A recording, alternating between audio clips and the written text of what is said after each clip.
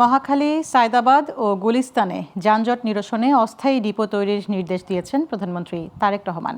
এ সময় হকারদের উচ্ছেদ নয়, শৃঙ্খলায় ফেরানো হবে বলে জানান ঢাকার 2 সিটি কর্পোরেশনের প্রশাসক।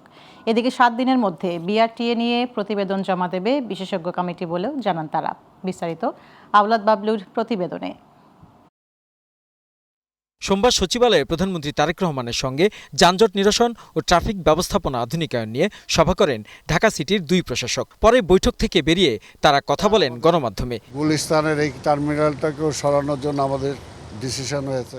ঢাকার বিভিন্ন টার্মিনাল ঘিরে সৃষ্টি যানজট নিরসনে অস্থায়ী ডিপো তৈরির নির্দেশ দিয়েছেন প্রধানমন্ত্রী।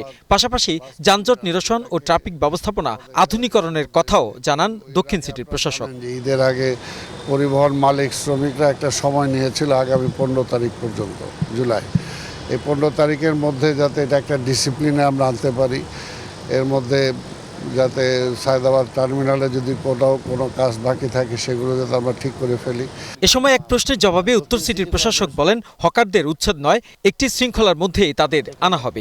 রাস্তার উপরে থাকে, হয়তোবা আগের চেয়ে কিছুটা কমেছে, বাট পুরোপুরি রাস্তার উপরে যাতে না থাকে সেটার জন্য অন্যত্র কোথাও একটা ব্যবস্থা করার জন্য একটা নির্দেশনা দিয়েছেন। মহাখালীতে রাস্তার উপর যেন বাস না থাকে সেজন্য প্রাথমিক সিদ্ধান্ত হয়েছে এবং পূর্বাচলে বাস ডিপো হবে বলেও জানান এই প্রশাসক।